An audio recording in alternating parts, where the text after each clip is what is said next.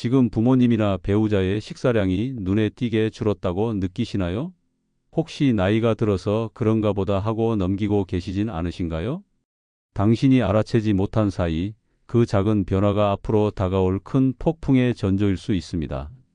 40년 넘게 노인 환자들을 돌봐온 의사로서 저는 치매의 가장 흔하지만 가장 간과되는 첫 번째 신호가 바로 식욕 감소라는 사실을 수없이 목격해 왔습니다. 안녕하십니까? 저는 서울 강남에서 45년간 노인의학과 신경학을 전문으로 진료해 온 박정훈 의사입니다. 오늘 이 영상에서는 제가 수천 명의 치매 환자들을 진료하며 발견한 중요한 사실을 여러분과 나누고자 합니다. 치매는 갑자기 찾아오는 것이 아니라 몇 년에 걸쳐 서서히 우리 몸에 신호를 보냅니다. 그중 가장 흔한 초기 신호 중 하나가 바로 식욕 감소입니다. 식탁에서 벌어지는 작은 변화가 어떻게 뇌 건강에 적신호가 되는지, 그리고 지금 여러분이 무엇을 해야 하는지 6가지 핵심 정보를 통해 알려드리겠습니다. 이야기를 시작하기 전에 구독과 좋아요, 알림 설정으로 건강한 노후를 함께 준비해 나가시길 바랍니다. 78세의 김영호 할아버지는 평생 식사를 거르지 않던 분이었습니다. 어느 날부터 배가 별로 안 고프다며 식사량이 절반으로 줄었죠. 가족들은 나이가 들어 신진대사가 느려진 거야 라고 생각했습니다. 그런데 6개월 후 김 할아버지는 길을 잃기 시작했고 1년 후에는 가벼운 치매 진단을 받으셨습니다. 선생님, 왜 우리 아버지는 갑자기 밥을 안 드시려고 하시나요? 김영호 할아버지의 딸이 물었습니다. 사실 치매는 기억력 상실보다 더 일찍 시작되는 신호들이 있습니다. 식욕 감소가 그 중 하나죠. 제가 대답했습니다. 그게 어떻게 연관되어 있나요? 그냥 나이가 들어서 그런 거 아닌가요? 우리 뇌에는 음식 맛을 느끼는 부분과 기억을 담당하는 부분이 서로 가까이 있습니다. 치매가 시작되면 이 부분들의 변화가 생기면서 음식의 맛과 냄새를 제대로 느끼지 못하게 됩니다. 쉽게 말해 이 음식 맛있다라는 신호를 뇌가 제대로 못 받게 되는 거죠. 그러니 당연히 먹고 싶은 마음이 안 들게 됩니다. 그렇군요. 그런데 모든 노인분들이 식욕이 줄어드는 것 같은데 다 치매인가요? 아닙니다. 하지만 재미있는 연구 결과가 있어요.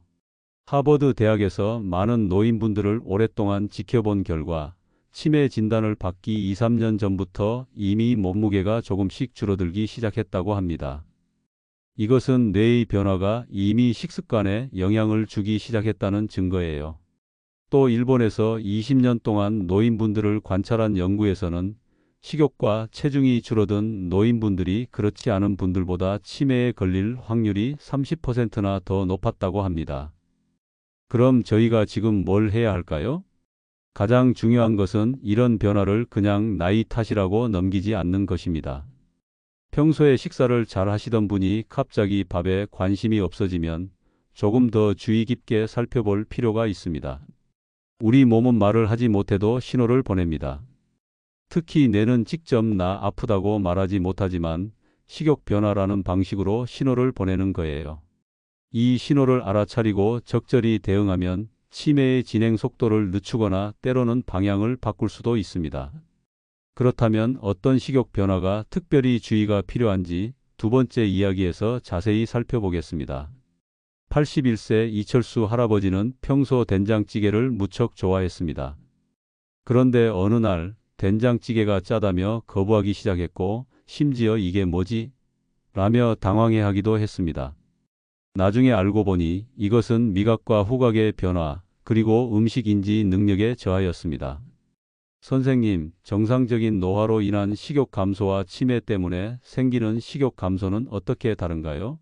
이철수 할아버지의 아들이 물었습니다. 좋은 질문입니다. 치매와 관련된 식욕 저하에는 몇 가지 특징이 있어요. 첫째, 갑작스러운 식습관 변화입니다. 평생 좋아하던 음식에 관심을 잃거나 이전에 싫어하던 음식을 갑자기 찾기 시작하는 등의 변화가 있을 수 있습니다. 아버지가 정확히 그래요. 평생 된장찌개를 좋아하셨는데 갑자기 모르겠다고 하셨어요. 둘째, 음식 선택과 식사 관리에 어려움을 겪습니다. 냉장고에 음식이 있는데도 먹을 게 없다고 말하거나 복잡한 식사 준비를 피하기 시작합니다. 셋째, 식사 중에 집중하지 못하고 쉽게 산만해집니다. 넷째, 음식의 맛과 냄새를 구별하는 능력이 저하됩니다. 그럼 정상적인 노화로 인한 식욕 저하는 어떤가요? 정상적인 노화로 인한 식욕 저하는 천천히 서서히 나타나고 대체로 몸 전체 건강 상태와 관련이 있습니다. 예를 들어 위장 기능이 약해져서 소화가 잘 안 되어 먹는 양이 줄거나 움직임이 적어져서 자연스럽게 필요한 음식량이 줄어드는 경우입니다. 반면 치매 관련 식욕 저하는 더 갑자기 나타나고 다른 정신 변화와 함께 나타나는 경우가 많습니다. 과학적으로는 어떻게 되는 건가요? 쉽게 설명해 주세요. 알츠하이머병에서는 뇌에 쓰레기 단백질이라고 할 수 있는 물질이 쌓이기 시작합니다. 이 물질들이 냄새와 맛을 감지하는 뇌 부위에 쌓이면서 음식의 맛과 냄새를 제대로 느끼지 못하게 됩니다. 또한 뇌의 배고프다는 신호를 관리하는 부분도 영향을 받습니다.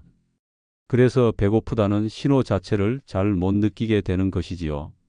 만약 가족이 식욕 감소를 보인다면 먼저 다음과 같은 질문을 해보세요. 얼마나 갑자기 변화가 있었는가? 다른 정신 변화로 예를 들어서 물건 놓는 곳 잊어버리기, 대화 중 같은 질문 반복하기가 함께 있는가? 음식에 대한 관심 자체가 줄었는가? 아니면 특정 건강 문제로 인한 것인가? 이러한 관찰은 의사가 정확한 진단을 내리는데 매우 중요한 정보가 됩니다. 저는 항상 가족들에게 식습관 변화를 일기처럼 기록해 두라고 권합니다. 이런 작은 관찰이 때로는 큰 차이를 만들어내기 때문입니다. 치매는 뇌의 문제이지만 그 신호는 종종 식탁에서 먼저 나타납니다. 우리는 이 신호를 놓치지 않고 적절히 대응할 준비가 되어 있어야 합니다. 그렇다면 식욕 저하를 발견했을 때 구체적으로 어떻게 대응해야 할까요? 이어서 세 번째 이야기에서 알아보겠습니다. 74세 황명자 할머니의 가족들은 그녀의 식욕 감소를 발견했을 때 많이 먹어야 한다며 큰 접시에 음식을 가득 담아 압박했습니다. 결과적으로 황 할머니는 더욱 식사를 거부하고 스트레스를 받았습니다. 할머니, 왜 식사를 거의 안 하세요? 이러다 건강이 나빠질 거예요. 황명자 할머니의 며느리가 걱정스럽게 물었습니다. 그냥 입맛이 없네. 신경 쓰지 말고 너희들이나 먹어라. 어머니, 이렇게라도 드셔야 해요. 제가 특별히 많이 준비했어요.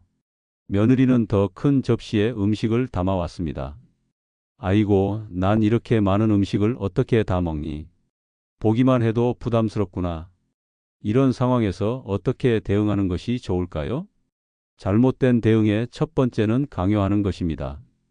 제가 설명했습니다. 더 먹어야 해요 라는 압박은 오히려 식사에 대한 나쁜 감정을 더 강하게 만듭니다. 두 번째는 너무 많은 선택을 주는 것입니다. 머리가 조금 혼란스러워지기 시작하면 너무 많은 선택은 더 헷갈리게 만듭니다. 세 번째는 복잡한 음식을 주는 것입니다. 여러 가지 재료가 섞인 복잡한 요리는 알아보기 어려울 수 있습니다. 그럼 어떻게 하는 게 좋을까요? 황 할머니의 며느리가 물었습니다. 먼저 매일 같은 시간에 식사하세요. 우리 뇌는 규칙적인 패턴을 좋아하며 같은 시간에 식사하면 배고픔을 더 잘 느끼게 됩니다. 둘째, 큰 접시보다 작은 접시에 조금씩 자주 주세요. 큰 접시에 가득 찬 음식은 부담을 주기 쉽습니다. 아, 그렇군요. 작은 접시에 예쁘게 담으면 더 좋겠네요? 맞습니다.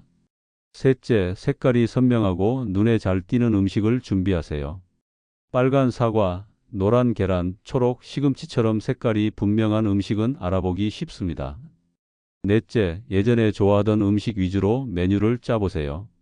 오래된 기억은 비교적 오래 남아있기 때문에 옛날에 좋아하던 음식은 여전히 식욕을 자극할 수 있습니다. 어머니가 예전에 콩나물국을 좋아하셨는데 요즘은 잘 안 드시려고 해요. 그럴 때는 좀 다른 방식으로 접근해 보세요. 다섯째, 식사 환경을 간단하고 편안하게 만드세요. 텔레비전이나 시끄러운 소리는 줄이고 익숙한 그릇을 사용하는 것이 좋습니다. 마지막으로 함께 식사하세요. 사람들과 같이 먹는 것은 식욕을 돋우고 식사 시간을 즐겁게 만듭니다. 함께 식사할 때 어떤 이야기를 나누는 게 좋을까요? 즐거운 옛날 이야기나 좋아하는 주제에 대해 이야기하는 것이 좋습니다. 음식에 대한 압박은 피하고 자연스러운 대화로 편안한 분위기를 만드세요. 과학적으로도 함께 식사하는 것이 중요합니다. 우리 뇌에서는 식사 중 다른 사람과 이야기할 때 행복 물질이라고 하는 도파민과 세로토닌이 나옵니다. 이 물질들은 식욕을 돋울 뿐만 아니라 뇌 건강에도 좋은 영향을 줍니다. 이처럼 식욕 저하에 올바르게 대응하는 것은 단순히 영양 상태를 개선하는 것을 넘어 뇌 건강 자체에도 좋은 영향을 미칩니다. 영양가 있는 식사는 뇌에 필요한 에너지와 영양소를 공급하여 인지 기능 저하를 늦출 수 있기 때문입니다. 식사는 단순히 배를 채우는 행위가 아닙니다. 그것은 기억, 감정, 사회적 연결을 포함하는 복잡한 경험입니다. 특히 치매 초기 단계에서는 이러한 측면을 고려한 섬세한 접근이 필요합니다. 그렇다면 식욕 저하 외에도 함께 주의해야 할 치매의 초기 신호에는 어떤 것들이 있을까요? 네 번째 이야기에서 살펴보겠습니다. 76세 이영자 할머니의 가족들은 처음에 그녀의 식욕 감소만 발견했습니다. 그러나 자세히 관찰해보니 평소 즐겨하던 뜨개질 패턴을 자주 틀리게 하고 손자의 이름을 가끔 혼동한다는 것을 알게 되었습니다. 이러한 변화들이 모여 초기 치매를 의심하게 했고 빠른 진단과 치료가 가능했습니다. 선생님, 엄마가 요즘 식사를 잘 안 하시는데 다른 이상한 점들도 있어요. 이게 다 치매와 관련 있을까요? 이영자 할머니의 딸이 물었습니다. 식욕 저하가 있을 때는 다른 변화들도 함께 살펴보는 것이 중요합니다. 치매의 다른 초기 신호들은 어떤 것이 있나요? 뜨개질을 50년 넘게 하셨는데 요즘은 패턴을 자주 틀리세요. 그리고 손자 이름도 가끔 혼동하시고요. 네, 그런 변화들이 의미 있는 신호일 수 있습니다. 치매의 다른 초기 신호들은 다음과 같습니다. 첫째, 단기 기억력 저하입니다. 최근에 나눈 대화나 일어난 일을 기억하지 못하지만 옛날 기억은 또렷할 수 있습니다. 둘째, 익숙한 일상 활동에 어려움을 겪습니다. 오랫동안 해오던 요리 방법이나 길 찾기가 갑자기 혼란스러워질 수 있습니다. 맞아요. 엄마가 늘 가던 마트에서 길을 잃어버린 적이 있어요. 셋째, 말하기에 문제가 생깁니다. 단어가 잘 생각나지 않거나 대화 중에 같은 이야기를 반복할 수 있습니다.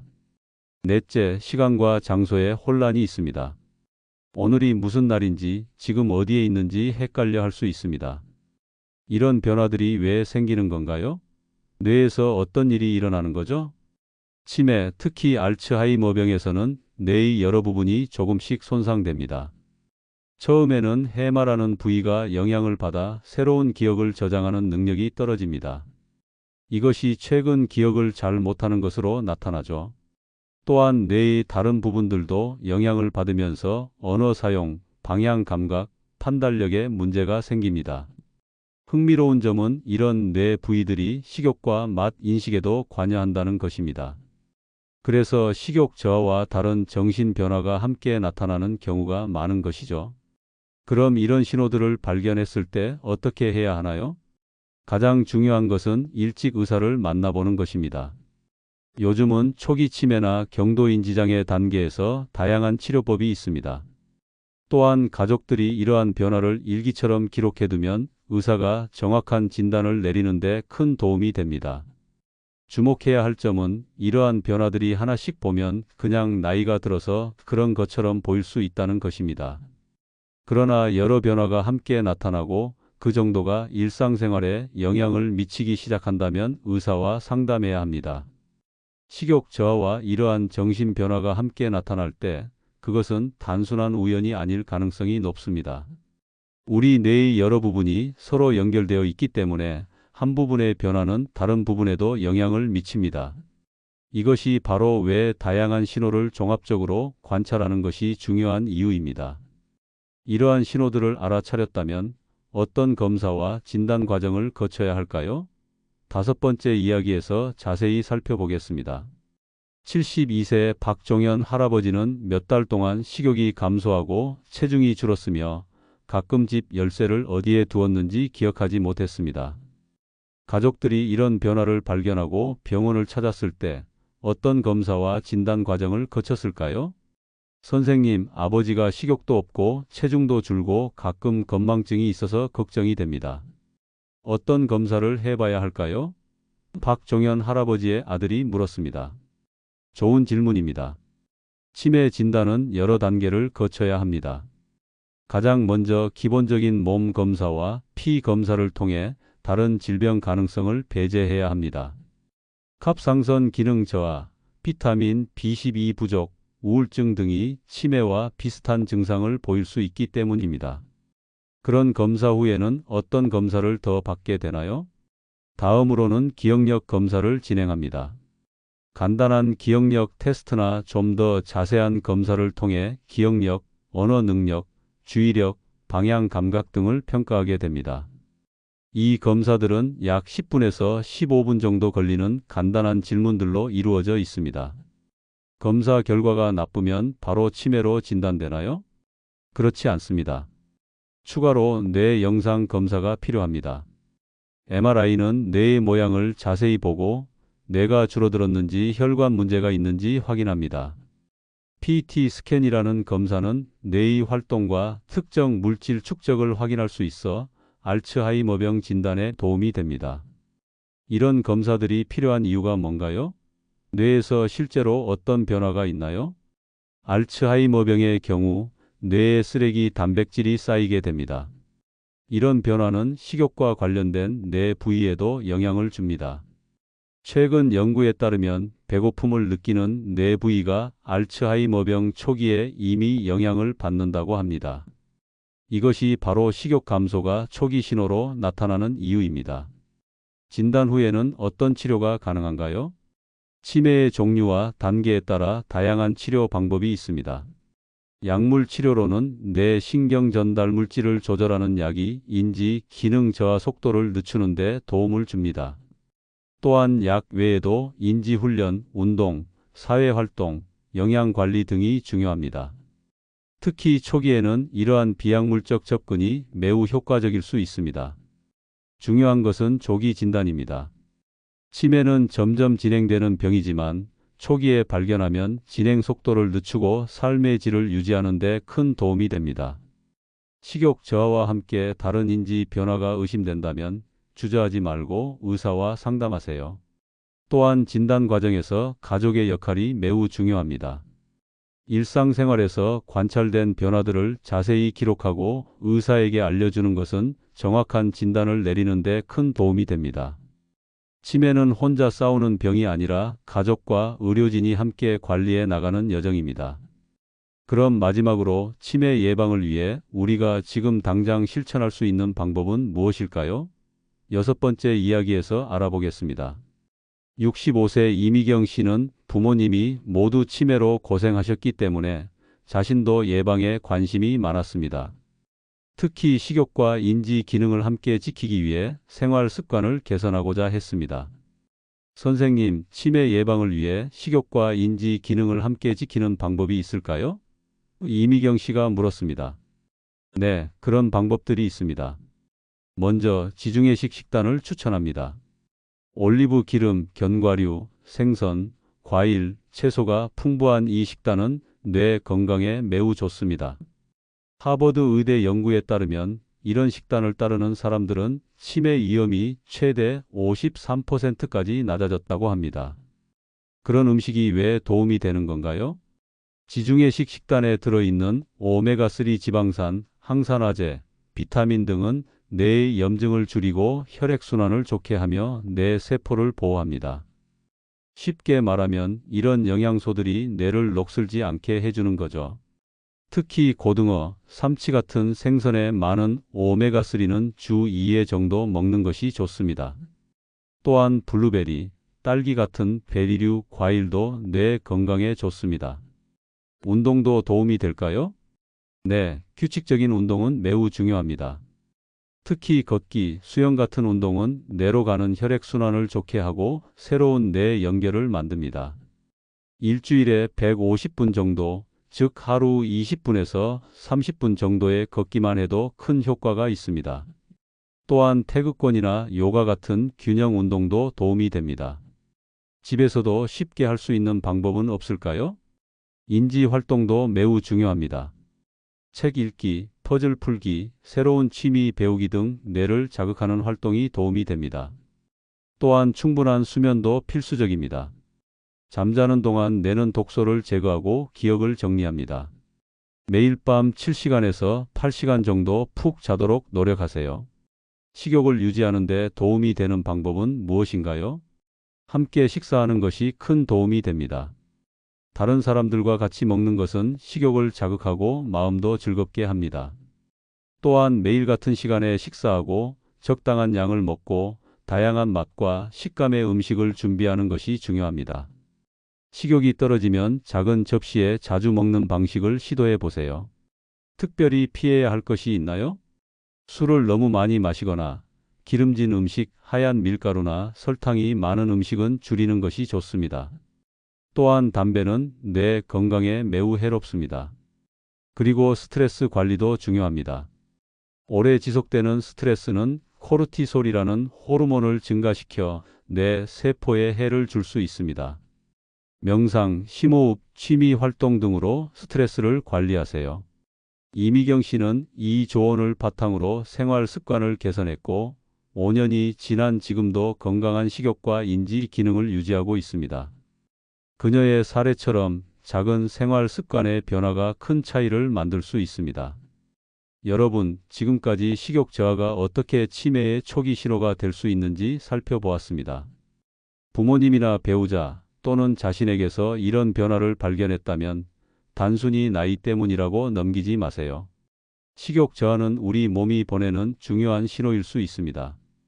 혹시 이 영상을 보시면서 떠오르는 얼굴이 있으신가요? 식사량이 줄어든 부모님, 음식에 관심을 잃은 배우자, 또는 식습관이 변한 친구가 있다면 이 영상을 꼭 공유해 주세요. 작은 관심과 식탁에서의 따뜻한 대화, 그리고 적절한 의료적 도움이 누군가의 인생을 완전히 바꿀 수 있습니다. 우리 몸이 보내는 신호에 귀 기울이고 서로를 돌보는 마음으로 건강한 노후를 함께 준비해 나갔으면 합니다. 오늘 영상이 여러분과 소중한 분들의 건강한 삶에 작은 도움이 되길 바랍니다. 영상을 끝까지 시청해 주셔서 감사합니다.